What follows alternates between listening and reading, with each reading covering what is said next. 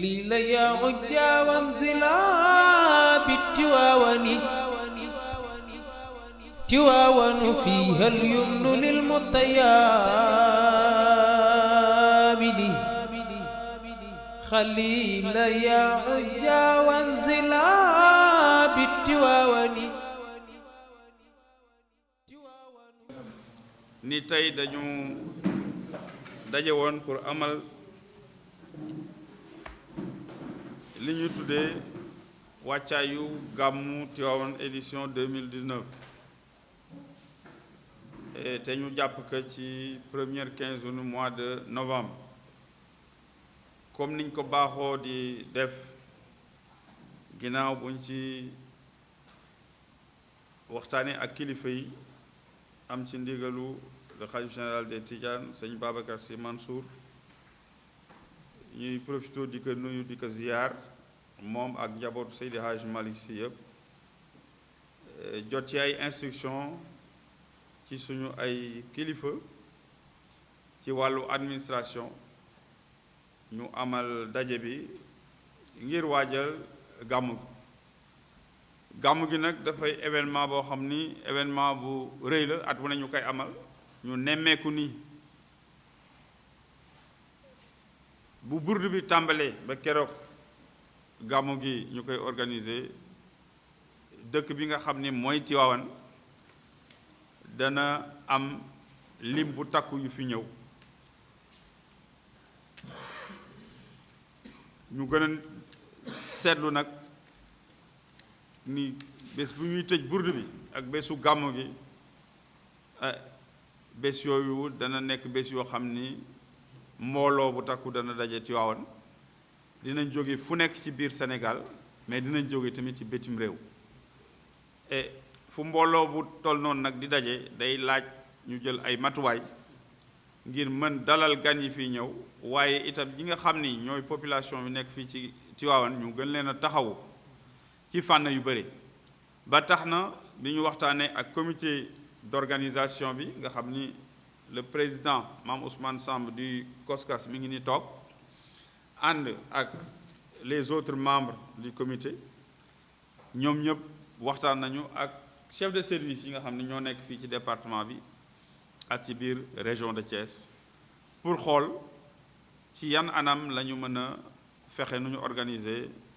gàmmu Tivaouane ba mu réussir ñu ni ci wàllu wér-gu-yaram et dinañ ci prévoir lu toll ci juróomi poste fixe ak juróom fukk ak juróom-ñetti li ñuy wax PMA mooy poste médico avancé yi alors ñu fexe ba nga xam ni poste médical avancé bu nekk la ca war dana fa nekk ci personnel ak ci garab ak ci jumtuwaay yi et ñu sàkku nag ci ministère dañ daan def ñu mobiliser personnel boo xam ni dina ñëw surtout lu jëm ci wàllu médecins yi généralistes yi ak spécialistes yi ñu ñëw te bu ñu ñëwee ñu mën fi toog ab diir bu yàgg loo xam ni dana mat juróomi fan muy diggante bu ñuy clôturer bourde bi ak ñu mën a am ñaari fan après ba ñett nga xam ni paiement yi du ñu teel a tëj ndax bu ñu tëjee day indi ay jafe-jafe ci wàllu woowu aussi santé dinañ ci liggéey ak waa sécurité pour que dispositif bi ñuy def police ak gendarmerie ñu bañ ko teel a yëkkati ndax bu ñu ko teelee yëkkati ci la ñu nemmeeku ni accident yi dana bëre te prise en charge ñi nga xam ne ñooy blessé yi dana ci mën a sooxe te loolu la ñuy bañ et dinañu liggéey tamit ak waa hôpital Mame Abdoul Aziz Sy Dabakh ñoom sax am na ay liggéey yoo xam ne ñi ngi koy sumb tàmbali ko pour li nga xam ne mooy prise en charge bi ñuy faral di def ñu gën ko yokk qualité prestation yi ci wàllu woowu sàkku nañu pour ñu gën a saytu garab yi nga xam ne ñoom lañ leen di jox ak lépp lu jëm ci wàllu réactif yi itteewoo nañu tamit ñu indi orthopédiste waaye sàkku nañu tamit ki nga xam ne mooy médecin chef de district nga xam ne mooy fekkee dogal yi nga xam ne moom la ñuy jël fii ci yeneen daje yi nga xam ne ñu koy def au niveau régional ak réunion nationale au niveau national mu mën ko teewee ba nga xam ne décision yi ñuy jël moom dana ko mën a fekkee pour mën ko saytu mise en œuvre bi ànd ak ci ak médecin chef de district mais ak waa commission médicale lu COSCAS et enveloppe bi nga xam ne tamit dañ koy faral di jagleel médicaments yi et te mu toll ci 50 millions sàkku nañu ci ñu gën ko mën a yokk te li ñu nemee ko mooy daaw niñ ci liggéey am nañ ci satisfaction waaye bu ñu sañoon tamit mu gën a yokk ci wàllu santé daal bëgg nañu li nga xam ni mooy paiement yi ñu yokk ko te ñu fexe noonu muy nuñ koy tijjee au fur et à mesure ñu jëm ci gàmmu gi ñu koy ubbi incha allah et am na yeneen jumtuwaay yoo xam ne nag hôpital aussi itteewoon na ko mi ngi ciy taxaw direction bi dinañ ci liggéey aussi ak le comité d'organisation mais également avec le médecin chef de district de Tivaouane ñu wax ni ci wàllu service d'hygiène prévoir nañu tamit ay pompe yi nga xam ni dañ koy def avant événement bi ak après événement bi am na pompe yoo xam ne ci biir kër yi lañ koy def mooy li ñu tuddee traitement domiciliaire yi waaye am na pompe yi nga xam ne dañ koy def ci biir dëkk bi maanaam lu jëm ci wàllu saupoudrage wala nébulisation pour ñu mën ko def avant gàmmu gi mais su gàmmu gi passé itam ñu mën ko def ci wàllu woowu ñu ngi sàkku tamit produit bi ni nga xam ni yokkoon nañ ko daaw ba liggéey bi ñu amoon ci lu kawe suñu njort ren aussi ñu mën nu ko yokkalaat ba nga xam ni comité d'organisation bi ci lëkkaloo waa service d'hygiène équipe yi fi ñëw ñu téye leen fi ñu liggéey na mu ko ware ba nga xam ni incha allah bu ñu eggee ci gàmmu gi ak même bu ñu ko weesoo dëkk bi li nga xam ni itte woon nañu ko ci wàllu pompe désinfection yooyu dañ ko mën a def et ci wàllu sécurité jàpp nañ ni dinañ ci liggéey ak police renforcer éléments yi nga xam ni ñooy ñëw am na détachement GMI boo xam ne dana ñëw ci bourde bi waaye am na beneen détachement boo xam ni sàkku nañ ko nañ ci liggéey ak maire yi Tivaouane et pour ñu liggéey jàppale ñi nga xam ni mooy sécurité bi police ak gendarmerie ñu ànd ci yokk sécurité bi ci wàllu dem beeg dikk bi dañuy nemmeeku ni bu boobaa dana am ay bouchon ci biir Tivaouane aussi dana am embouteillage yu bëri ba tax na élément gendarmerie yi nga xam ni ñoom ñooy ñëw tamit di jël axe bi li jëm ci wàllu Pout diggante fii ak Thiès ak fii ak Ndakaaru ak yeneen axe yi nga xam ni aussi dafay ñëw ci biir Tivaouane daaw yokkoon nañu nombre d'éléments yi ba nga xam ni dispositif yi liñ ci amoon nañ ci satisfaction ñu bëgg noonu ñu ko doxale woon ren tamit ñu doxalewaat noonu ba nga xam ni pèlerins yi n'est-ce pas ñi nga xam ni ñoo ñëw pour gàmmu si ñu mën dem ci jàmm dikk ci jàmm et gendarmerie aussi dana yokk surveillance bi pour nga xam ne ci axe yi bu ñu sañoon accident yi daal ñu ñaan yàlla mu bañ a am incha allah ci wàllu sécurité tamit sapeur pompier lañ ci daan def daañu liggéey ñoom ak waa santé waaye tamit daañu liggéey ak élément des forces de défense et de sécurité ba nga xam ni lépp lu jëm ci wàllu kaaraange bi ñoom daan ci taxaw et ci wàllu waañ yi nga xam ni aussi ñoo nekk ci biir béréb yi nga xam ni ñoo wër esplanade des mosquées ñu ñëw jàppale leen ci wàllu conseil taxaw leen ba nga xam ni ci wàllu woowu ñu bañ ci am benn jafe-jafe ci wàllu Sénélec jàpp nañu ni dinañ laaj lu ñuy wax mise hors délestage léegi sax dañ naan mise sous surveillance et en priorité ndax production bi jàpp nañ ni doy na waaye ñu fexe ba nga xam ni du am benn incident sur le réseau ci wàllu woowu nag daañu mobiliser groupe yi nga xam ne daan nañ ko mobiliser muy groupe yi nga xam ne moo nekk fii ci esplanade des mosquées mais Sénélec dina jël ay matuwaayam pour yokk groupe yi et entretien éclairage public yi aussi dañ ko def maanaam changer ampoule yi nga xam ni ay ampoule grillée la mairie bi am na ci wàllu waaye dañu sàkku Sénélec mu taxaw comme ni mu ko daan defee gën a dimbale mairie bi ba ñu changer ampoule yi waaye léegi li nga xam ne aussi mooy poteau yi nga xam ne dafa ay poteau bant la wala yu xaw a maxe ñu changer ko remplacer ko aussi ay poteau en ciment ci wàllu extension yi réseau yi ñu ni nañu xalaat bu baax li nga xam ne mooy nouveau quartier yi ci wàllu extension yi fexe ba lignes yi ñu jëm ko yokk foofu ci wàllu woowu Sénélec jël na engagement defar au minimum gën ngaa néew ñaari poste nga xam dana yokk doole courant bi pour mu mën a egg ci yeneen li ñuy wax quartier yu bees yi village attaché yi ak fépp fi nga xam ni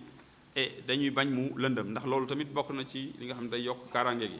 am na programme tamit bu ñu tàmbali woon en 2017 ñu tuddee ko Calpatro nga xam ni des na ci ñu war ko eggale ñu ngi ciy liggéey ak Sénélec également pour ñu eggale ko am na 1086 mètres aussi yu desoon ci extension yi ci biir programme boobu waaye am na 595 mètres tamit loo xam ne ay lignes la ñu war a eggale ci biir dëkk bi yooyu yëpp tënk nañ ko fas yéene nañ ci liggéey ak Sénélec et ci wàllu enfouissement ligne moyenne tension yi tamit Sénélec mi ngi ciy liggéey am na ay branchement provisoire yoo xam ne aussi dinañ koy def ci këru kilifa yi et fas yéene Sénélec dana ko def na mu ko daan defee waaye dana am aussi ay descente courant yoo xam ne ñu ngi koy génne di ko wàcce ci béréb yi nga xam ne fa la ñuy defee événement bi muy ci esplanade des mosquées ak li nga xam ni moo ko wër ci wàllu Sonatel daan nañu wàccee juróomi ligne spéciale et fas yéene nañu tamit taxaw pour que ñu wàcce waat ligne spéciale yooyu waaye dañu sàkku tamit ci Sonatel Tigo ak Expresso ci wàllu communication ci ni mu yaatoo ñoom ñëpp ñu jàppale comité d'organisation bi ba nga xam ne dañu am ay lignes yoo xam ni dañ mën a jokkoo pour coordination bi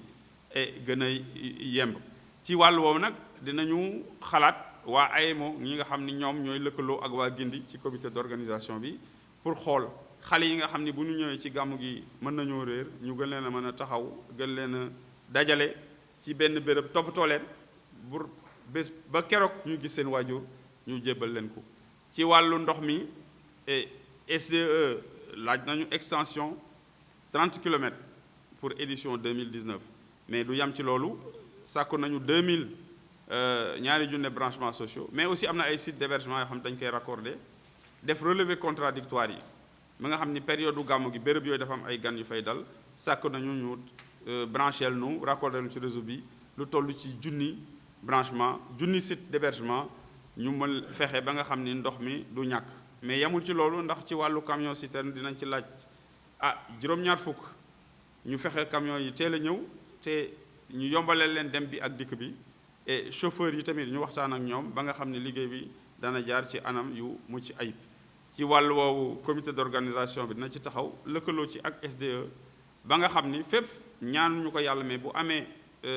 rupture ci fourniture d'eau bi wala fenn mu am panne ci wàllu ndox mi ñu mën a déployer camion citerne yi ci diir bu gàtt ñu mën fa dem ba nga xam ni ñi itteewoo ndox mi dinañ leen ko mën a jox toujours ci wàllu camion ci wàllu ndox mi daaw am na ay bâche à eau yu ñu laajoon amoon nañ ci fukki juróom dañ ci laaj fanweer ren am na fukki juróom yoo xam ni baaxoon na et dañu bëgg nag yeneen fukk ak juróom yi ñu doon laaj tamit mu gën a baax ba nga xam ni ba pare mu teel a ñëw ndax bu ñëwee une semaine avant ba ñu mën ko def ci béréb yi nga xam ni foofu lañ ko itteewoo am nañ yaakaar ni et bu demee ba xat ba nga xam ni nit ñi ñëw nañu dem bi ak dikk bi dafay xaw a jafe bu ñu ko teelee placé dinañ ko mën a sol def ko ci kër yi dal yu mag yi mais aussi fi nga xam ni fa la waañ yi nekk et ci wàllu yeneen fànn yëpp aussi jël nañu ay matuwaay lépp lu jëm ci wàllu wér-gu-yaram lu jëm ci weru ONAS ak camion vidange yi laaj nañ ci comme ni ñu ci doon laajee juróom fukk camion waaye laaj nañu tamit 50 puisards parce que dafa bokk ci luy yokk set bi ak setal bi et ngir nu mën defal vidoires yi ci nga xam ne ci biir commune bi ngir lépp lu jëm ci ndox yi nga xam ni moom jëfandikoo nañ ko ba pare ñu mën ko sotti ci biir vidoires yooyu et am nañu yaakaar nag ci camions yi bés bu ñëwee ñu prévoir ci lu tolloo juróomi hydrocureur ndax dana am béréb yoo xam ni hydrocureur yi lañ fay gën a itteewoo que camions yi et yeneen secteurs yi demee ni eaux et forêts ñoom it daañu jàpp ci wàllu commande matt yi nga xam dañ koy def te mu war a jóge ci côté Tambacounda Koupantoum ak Bala nañ ci laaj lu tolloog 1000 stères et pour ñu fexe mu mën a teel a ñëw ci biir dëkk bi ñu mën ko yóbbu ci béréb yi ak waañ yi ak fi nga xam ni foofu lañ ko soxloo yeneen secteurs yi nag yeneen fànn yi nga xam ne moo demee ni élevage moo demee ni commerce et ak daluwaay yi nga xam ni ci école yi la foofu yëpp jël nañ ci ay matuwaay yi nga xam ni am nañ yaakaar ni fii ba keroog gàmmu gi di ñëw incha allah dinañ ci lëkkaloo ak service yi ak comité d'organisation bi ba nga xam ni liggéey bi taxawaay bi ñu ci war a am buñ ci eggee ñu am yaakaar suñu yàlla suñu borom dina ci defal li nga xam ni moom lañ ci séntu ñuy fàttali rek ni kii mooy daje bi nga xam ni mooy daje bu njëkk bi fii muy CDD bi lépp li nga xam ni daje jël nañ ko fi tënk ko muy matuwaay mesure dinañ ko bind ci këyit bi jébal ko gouverneur ndax am na benn réunion bu ñuy def Thiès ci CRD bi ngir saytuwaat dogal yi nga xam ne jël nañ ko fii et noonu lañ ko fas yéene toppee ba ca niveau national ba ca réunion nationale ba ñuy sàkku lépp li nga xam ni comité d'organisation bi jël na ko chef de service yi jël nañ ko ñu leen di ñaax di ci ñaax suñu bopp ñun ñëpp ni nañ ko fas yéene taxaw ni nga xam ni noonu la ko sëriñ bi bëggee waaye ni nga xam ni tamit autorités yi nga xam ne ñoo jox instruction noonu lañ koy bëggee ñu am yaakaar ni rek incha allah buñ ci eggee yàlla suñu borom dinañu ci defal ndam bi nga xam ni mu ngi ko ciy séentu ba xalif général des Tidianes et am ci li nga xam ni moom la ci li mu ci sàkku woon moom mu am ka ci et suñu nga xam ni kilifa yi tamit ci wàllu administration instruction yi ñu jox tamit ñu mën ko respecter ci li nga xam ne noonu lañ ko joxe. et ñu wax nag ni comité d'organisation bi ci wàllu liggéey bi day liggéey ak maire yi Tivaouane maire Tivaouane am na engagement yoo xam ne jël na ko war ci ànd ak unité de gestion et de coordination du programme national de gestion des déchets muy UCG ñoom léegi ñu ngi dépendre ci ministère de l'urbanisme de l'habitat et du logement ñu fas yéene def aussi ay opération de nettoiement ci wàllu woowu tamit ñoom sàkku nañu tamit AGEROUTE ñu jàpp ci indi ay engins ay gradeurs ak ay pelles ba nga xam ni dañ def ay opération set setal ànd ci ak daayira yi ak comité d'organisation bi ba Tivaouane incha allah bala burdu bi di commencer dana fekk et dëkk bi ñu nettoyer ko bu baax. et ci wàllu yoon yi tamit sàkku nañu ci AGEROUTE moom it mu defaral ñu ay yoon yi nga xam ne ñu ngi fi woon suñ ko mënee bitumer ñu bitumer ko suñ ko mënul bitumer ñu compacter ko arroser ko yoon yi demee ni ñaari yoon ci dem kër quartier Seydi Jamil ak quartier Khalifa Ababacar si nga xam ni 5 kilomètres 50 la ak voirie interne bi nga xam ni sàkku nañu ñu boucher lu nid de poule yi waaye nag am na une attention particulière bu ñu am ci yoon bi nga xam ni moo jógee Tivaouane jëm Daaru Alpha nga xam ni yoon woowu ñaaree poussière bi dana bëre ñu sàkku ci AGEROUTE ñu buñ ko mënul bitumer ñu defe ko noo xam ni poussière bi du jóg ba du indi loraange ci dëkk yi nga xam ne ñu ngi koy traversé waaye mu wàññi tamit accident yi ci yoon woowu. et am nañu yaakaar daal incha allah ni matuwaay yi ñu jël fii buñ ko toppee suñu borom danañu defal lu kawe suñu njort ci gàmmu bi nga xam ni digmal nañ ko. ñuy remercier comité d'organisation bi ak chef de service yi di remercier aussi le président du comité d'organisation au service de Khalifa Ababacar Sy COSCAS ak équipe am yëpp di wax ni am na anam yi nga xam ne ñi ngi koy liggéeyee et ñi ngi koy rafetlu waaye suñu sañoon collaboration bi gën a jëm kanam te lépp li nga xam ni moo ñu ci war ñu tamit ñu gën cee taxaw ñëpp am engagement gën a dëgëral suñu pas-pas ba liggéey bi fi ñu ko yóbbu woon daaw ren incha allah ñu yóbbu ko fu gën a kawe. te am nañ ci yaakaar ñu ngi gërëm président bi di gërëm comité d'organisation bi di yeesalaat suñu nuyoo ak suñu ziar le khalife général des Tidianes di wax sëñ Mor nga jottali ko mu jottali nuyoo boog ziar bi njabooti Seydi Hadj Malick Sy yëpp et loolu lañ doon wax ci tënk jërëjëf. ci ni nga xam ni noonu la ñu déroulé réunion bi di ci gërëm préfet ci tënk gu rafet gi mu tënk li ñu fi waxtaane di ñaan yàlla it li mu fi ñaan yëpp yàlla na ko yàlla nangu di leen sant yéen itam ci turu Cheikh Seydi Aboubacar Sy Mansour xalif général bi ci turu Serigne Baye Malick ak ci turu njaboot Seydi Hadji Malick yëpp ak comité d'organisation bi yàgg nañ ko seq di gis ci yéen dëgg-dëgg ak yitte ak taxawaay ak yéene bu mat sëkk di ñaan yàlla li ñu ci daan am ci ndam yàlla na ëpp yàlla na yàlla dogal mu ëpp ren ci luñ ci mës am yàlla defal ku nekk tawféex ci sa poste ba li nga engagé wu yàlla def ci ak yombal ba lépp sotti di ndami yonent bi sallallahu alayhi wa sallam bég nañ trop yaakaar ni mu rafete nii yàlla na lii di rafete rek ba ñu dem CRD ba demaat niveau national préfet ñu ngi lay yeesalaat yooyu ngërëm ak sa njaboot gu tedd gii dafa mel ni juróom-benni waxtu wala juróomi waxtu ba léegi ñi ngi si gisuñu kenn ku tayal gisuñu kenn ku yoxi loolu nag yàlla na ko yàlla barkeel di ñaan yàlla benn ndog bañ ci am di leen yeesalaat daal suñu satisfaction lool monsieur le maire yooyu itam ñu ngi lay gërëm bu baax di naan yàlla rek mu ubbi ay opportunité yoo xam ni projet yëpp dina yegg di la yóbbante itam ci kilifa yi président de la république gouvernement bi yëpp ñoom itam di feddali wëllëre ndax itam benn kuréel la CDD la ak CRD te gis nañ bu baax su jotee nit ñu ci jàppale kàddu yooyu daal rek lañ bëggoon teg ci li mu wax mais vraiment di wane trop suñu satisfaction ci ni nga xam ni noonu la liggéey bi déroulé woo gàmmu gi nag ñu ngi koy séentu côté novembre incha allah ci booru le 8 le 9 ba le 10 mi ngi dépendre ci weer wi waaye daal yaakaar nañ ñu du génn waxtu yooyu nag dina am fukki fan yu ko jiitu ci wàllu burdu ci ndigalu Serigne Hadji Malick jublu woon ci rek li yàlla wax yonent bi ne tànk mi ngi seen biir duma leen mbugal mag ñi tam muus nañu ba yonent bi jóge na fi waaye fexe nañ ba bàyyi ko suñu biir te mooy di créer ay contexte ak i événement yoo xam ni daanaka seen jëmm fi dul nekk waaye seen roox mu ngi fi yooyu rek lañ ca jublu woon rek mooy yàlla musal nu loolu nag yéene taxoon Seydi Hadji Malick def ko yàlla na ko yàlla yeesal te musal sunu réew ci ay yi wëndeelu yëpp coow yu sew yi nga xam ni du def lu dul xajamal liggéey yàlla na yàlla fay coow yooyu yëpp yàlla daal jàppal nu yàqkat yi ba dootuñu tala yàq te ñi am liggéey bu rafet ak yéene bu rafet bëgg ko jëmale ci réew mi yàlla may leen kattan ba lépp luy dajale njaboot yi di leen jubale di leen dëppale yàlla di ko jàppandal barke Seydi Hadji Malick daraja yonent bi sallallahu alayhi wa sallam asalaamu aleykum wa rahmatullahi wa barakaatu. sëñ moom fatiha salaatul fatiha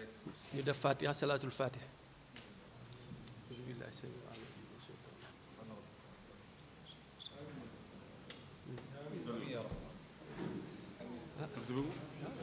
ñu waxoon ñu togg añ ñu waxoon du ngeen togg añ